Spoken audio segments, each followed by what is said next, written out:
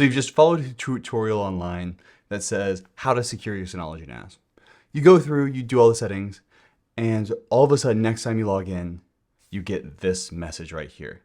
This connection is not private. This connection is not secure. There may be somebody who's trying to steal your personal financial information. Go back, run away.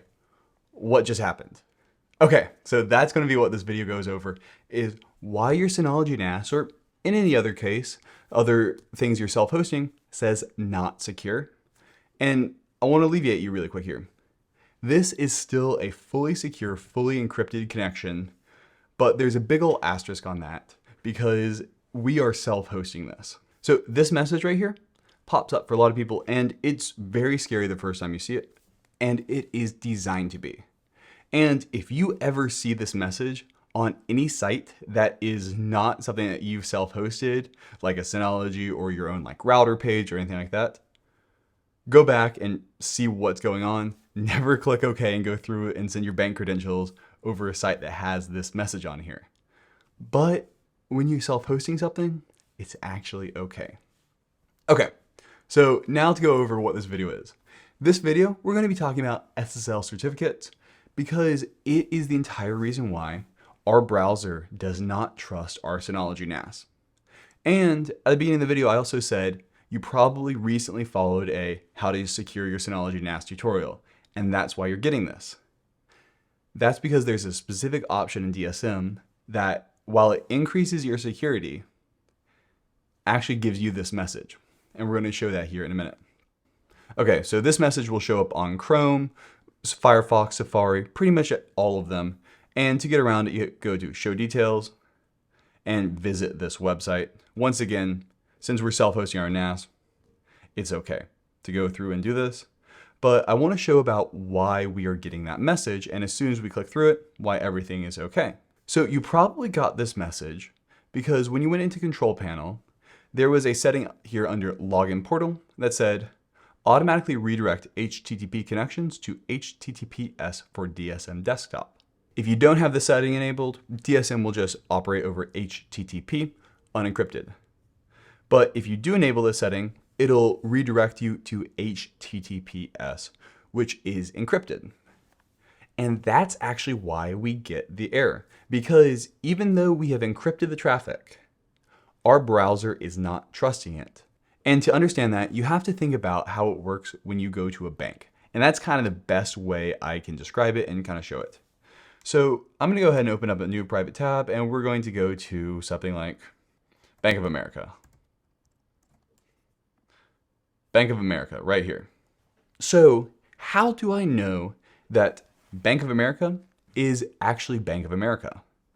How do I know that this is not a fake site set up by somebody who's giving me coffee shop Wi-Fi to make it look like it is the real Bank of America, but is actually just intercepting my traffic? It's actually pretty easy to set up a page that would just scrape all that information, and it would actually send all your data to the real Bank of America. So you'd still log in correctly, but we would be reading all the information in between. So the way that the internet has designed to get around this and to ensure that when you go to bankofamerica.com, you know you're going to the real right bankofamerica.com involves this lock right here. This lock is actually going away, unfortunately. I understand why, but people assumed that this lock meant that the website was trustworthy. All this lock means is this website is encrypted. And so there's a difference between that. I can spin up a scam site that's going to steal all your money and going to promise you a yacht and use SSL encryption. That's all that this lock tells you. And so because of that, Chrome and Safari and I think Firefox are all doing away with it in the next year or so. And I think they're going to other methods to show you when it's encrypted. So the way we know that this is the real Bank of America is this lock right here.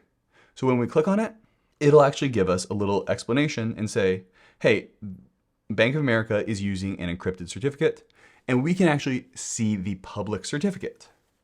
And so the way this works is this line right here, this issued by, and we can actually see the root certificate, who signed it, and who gave it.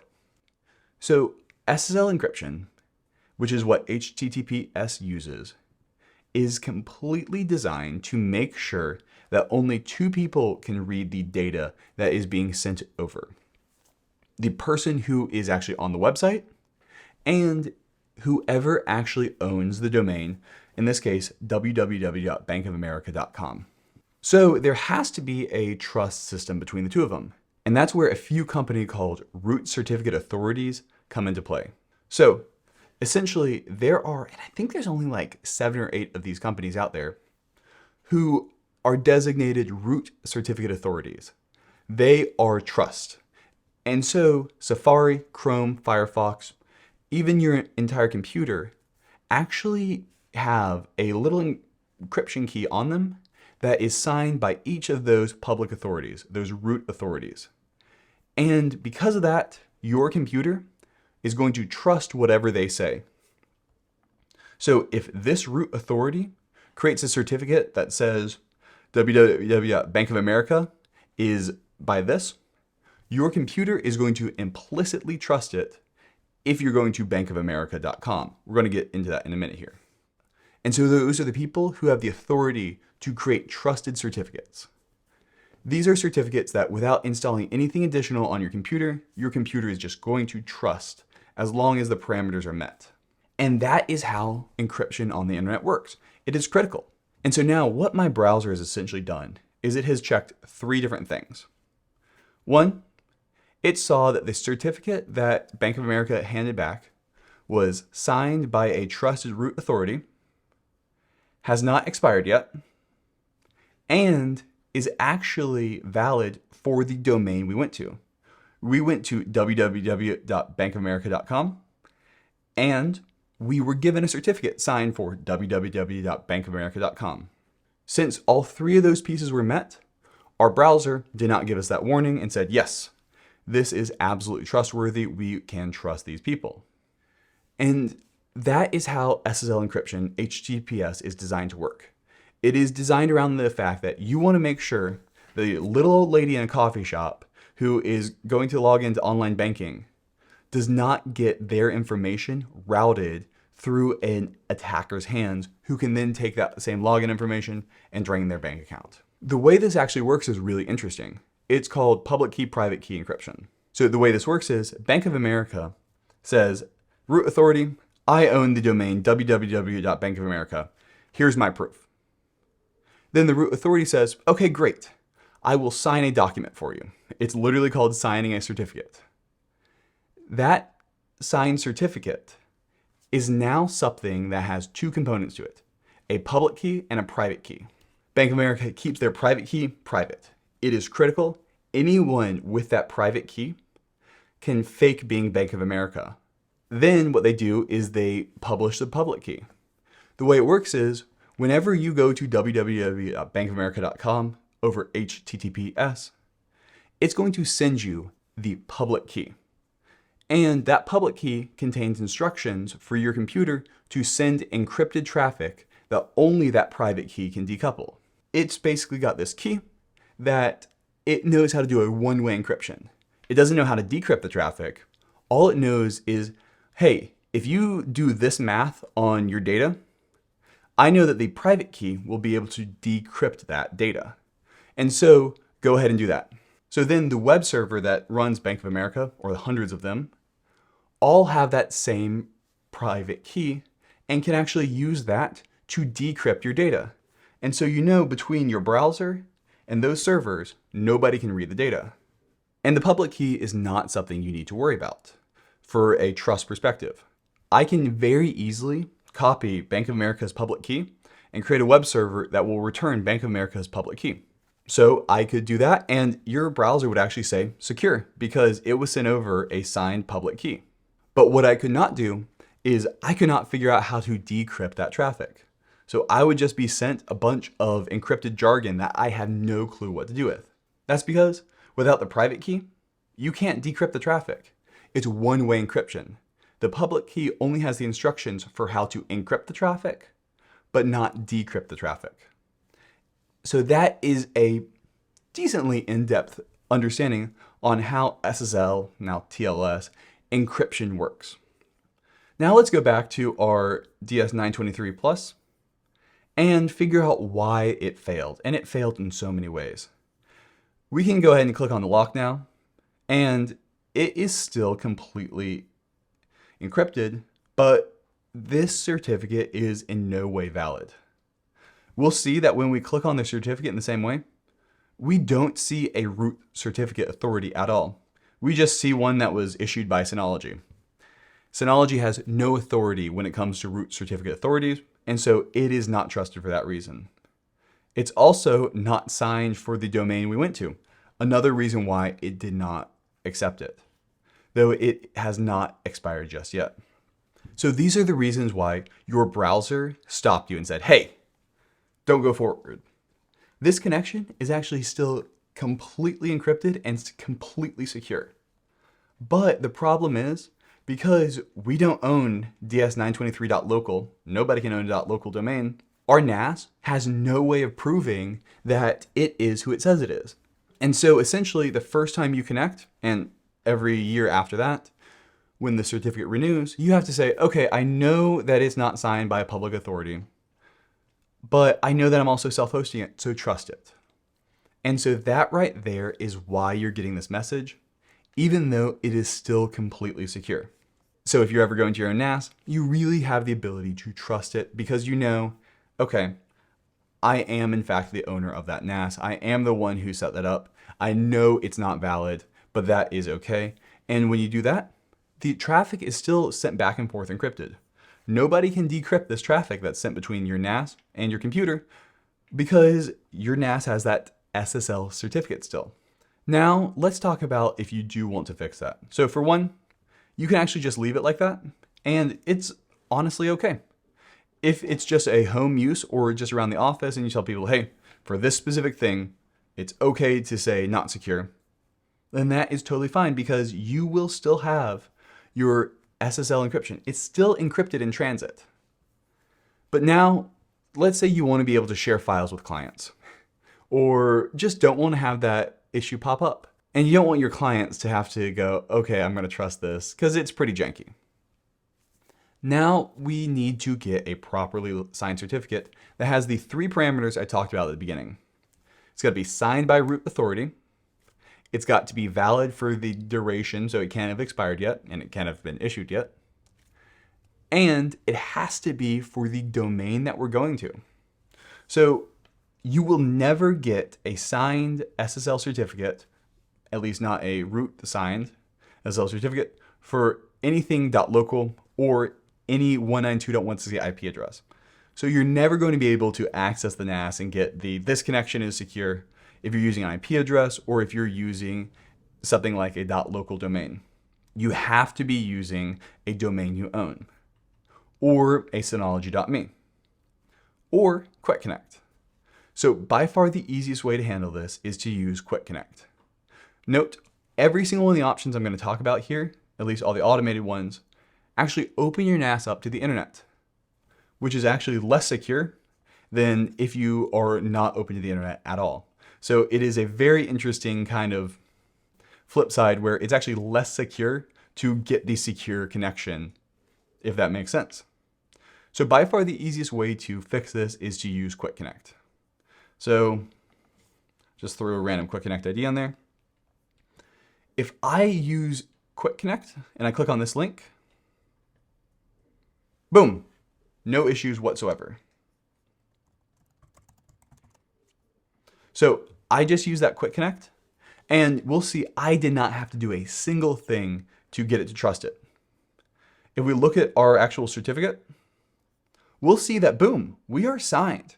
We are signed by a root certificate authority, and R3, which Let's Encrypt uses, also said, yes, that is it. So you can actually have multiple chains down. It's all about who has permission to do what. Not going to get into that here. And so we can see that our browser, without us doing a single thing, trusted this connection. And that's because if you look at the domain up here, it is a random string of letters and numbers, .direct.quickconnect.to. And the SSL certificate we were given back that was signed contained that. And actually, if we look in here, it's a wildcard cert that actually allows that as well. So it should have like a star and that random string of numbers I just threw up there when we've got the setup there. So that is why this is working, is because we went to the domain up at top and we were given back the certificate with the same domain name signed by root authority, and it is still valid for another 3 months. That is one of the really nice things about QuickConnect is QuickConnect automatically renews your certificate. It handles all of that for you. And so if you're using QuickConnect, unless something's fundamentally broken, you'll always get this properly signed SSL certificate and those connections just go through. And so that is by far the easiest way of handling that is to use QuickConnect, because QuickConnect gets you that certificate that is used. So you can come into our certificates here and see, boom, these are our signed SSL certificates that were automatically generated when we enabled our QuickConnect. Synology handles all of that for you. So that was option number 1, by far the easiest way of doing it if you do really want to say secure on there. Options 2 and 3 are useful for specific use cases, but not something I generally recommend doing for the general public. Option number 2 is to use Let's Encrypt. So Let's Encrypt is a phenomenal company. Check them out. You can actually donate to them. They are a nonprofit that was set up by a bunch of the big tech giants to make the internet more secure. Previously, before Let's Encrypt, certificates cost a lot of money and the renewal process was very difficult. And so a lot of sites did not use SSL encryption. So a bunch of massive tech companies got together and said, we need to fix this. We need to build trust on the internet. We need to make sure that this does not happen again. This was right after, I think it was Firesheep, where a bunch of unencrypted traffic was getting siphoned off. They came together and said, we need to make SSL encryption unanimous on the internet. And Let's Encrypt has a whole thing about before Let's Encrypt and after Let's Encrypt, what percentage of the internet had encryption. They've done a great job with it. And so what they do is they will give you a free SSL certificate and the tools to automatically renew it. Let's Encrypt certificates are signed for 90 days and automatically renew after 60 days. And they've got CertBot, which actually is the automatic renewal on pretty much every operating system you can use. All my websites use Let's Encrypt CertBot, and it also plugs into Synology. So to use Let's Encrypt, you need a few things. You need, for the very first time, Synology to resolve port 80. So whatever public IP address you've got has to be forwarded to the Synology. And that is how it proves that you own the domain. So what you do is you have an A record or a CNAME, either one work, that is your domain that you want to use, point to your public IP address, and port 80 of that needs to be forwarded to your Synology. So essentially when you go to the domain you're requesting, so let's say I was doing www.spacerex.co. That would need to resolve to my Synology on port 80 for Let's Encrypt to say, yes, you own it. And that's how Let's Encrypt, there's multiple ways, but the easiest way is that. That's how Let's Encrypt says, yes, you actually own www.spacerex.co by doing that record check. You can also do a DNS record check and things like that, but that's out of the scope of this video. So we can add a new certificate. And then we've got two options here. You could either go buy one at a root authority and say, go through that process and then download it and import it here. Or you can use Let's Encrypt. And then you need to give the domain name, your email. This is just used if there's an issue with Let's Encrypt. And then any other names you want here. Once again, this right here, the very first time it renews, this has to resolve to the NAS. This right here is going to fail because www.spacerex.co does not resolve to the NAS. It resolves to my web server. And so this is going to fail. And this is how Let's Encrypt makes sure that y'all can't make a fake www.spacerex.co and siphon that traffic and decrypt it. So it's going to come back with a fail here. So that would be how you actually get that certificate. Or as I said earlier, you could import it yourself. So the primary reason you would do this is either you want to be able to use your domain name. So maybe it's files.spacerex.co. You want that to be able to actually resolve and have your Synology use that. So here, by the way, this is where it failed. So then you could use it for that. Or if you're using web server, but otherwise, most people I recommend using QuickConnect. So then if you got that valid certificate and you had everything redirect, that would also remove out that error. Finally, I'm going to throw one out there that is technically possible, but anybody who knows how to do this is not really watching this video. It's very complex and not something I even really do that often. Is you can become your own certificate authority. Nobody else is going to trust you, but you can actually generate a certificate authority on your own system and import that authority to every single one of your computers. And then you will become your own root authority that your computers trust. And so you can do that and generate the NAS a SSL certificate. All right, so that is how SSL encryption works. And that is why your Synology is saying it's not secure when you're going in on Safari. Now, once again, it is still fully secure. And if you're self-hosting it and you understand this, then you should feel totally fine clicking through it for any websites you're setting up yourself. Never do this on a bank. Just don't do it. Just wait for it to get fixed, because that is not something a bank should ever be doing. But if it's on your own self-hosted system, you can absolutely safely say, yes, I understand. I'm okay with that. I understand the risks. I understand that I do not have a properly signed SSL certificate. Or you can always use QuickConnect, which just handles all of that for you. Finally, if you want to add your own certificates and set them up, you can do that as well. And Synology actually has a very useful certificate setup. All right, well, that's going to be it for this. If you want to hire me, there's a link for that down in the description below. And if you have any questions, go ahead and put those down in the comments below. And any other tutorials you'd like to see me make. All right, have a good one. Bye.